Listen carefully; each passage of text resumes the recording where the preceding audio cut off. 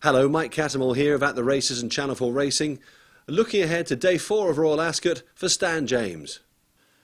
Day 4 of Royal Ascot gets off to an interesting beginning because we could see the new favourite for the 1,000 guineas after the opening Group 3 Albany Stakes. The filly most likely to be in that position is the Aidan O'Brien trained Lily Langtry, who won the Group 3 Fillies Sprint at Naas in some style earlier in the month and therefore bids to follow the same path as last year's winner Kushgira. Lily Langtry produced an extraordinary turnaround in form at Naas with the runner-up Kitty Kiernan, trained by Jim Bolger, who'd beaten her on her debut at the same track the previous month. On the first occasion, Lily Langtry was beaten 2.5 lengths, only to turn that around on its head by coming out on top by the same margin, on faster ground last time. And that turnaround of 5 lengths was fully expected, as she'd been working extremely well beforehand and had clearly come on hugely for that outing. Californian trainer Wesley Ward has already made history at this meeting, and yet he's always insisted that Aegean was probably his best chance of the week here. She's already scored at Grade 3 level when she beat her stablemate Jealous again on the dirt at Churchill Downs in April. The Care with the 7th Stakes is next, also known as the Ascot Derby, but those that have run in the real thing at Epsom don't have that greater record in this, particularly as this year the likes of Debussy and Black Bear Island would have had under 2 weeks to recover. By saddling the next 4 home at Epsom after See the Stars, Aidan O'Brien clearly has much strength in depth for this type of horse. So it's interesting to see he relies on Derby flop Black Bear Island, winner of the Dante of course, who sweated away his chance at Epsom. Not that the Dante form was held up that well either, to be honest, with only Crowded House emerging with some credit.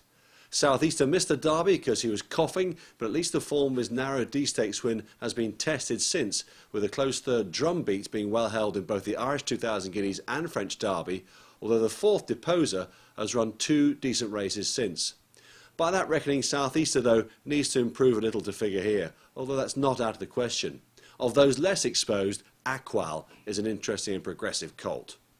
The Coronation Stakes, though, is undoubtedly the highlight of the day, with the winners of all 3 1,000 guineas in England, Ireland and France taking on each other, and the race should live right up to its name here. Let's start with Gennati, who in spite of starting at 20 to 1 at Newmarket, had plenty of stable confidence behind her when winning our guineas, and she won it well too, didn't she? She's clearly very much at home on a fast surface. She's only had 3 starts too, whereas Elusive Wave has raced 6 times and has yet to encounter ground quicker than good.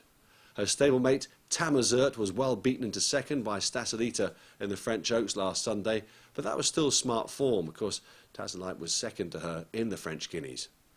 Again, ploughed through the mud to win at the Curragh, but these conditions will be quite different. Ryan Moore, an interesting booking here in Jolly Murder's absence, due to suspension of course. Then some established high-class handicappers take each other on in the Wolferton Handicap, and Ryan Moore will wear the Queen's colours on Kingdom of Fife, who powered home in the Zetland Gold Cup at Redcar and has been raised £9 in the handicap as a result. One of the most interesting combinations here, though, is Tony Martin and Richard Hughes, who team up with Salute Him.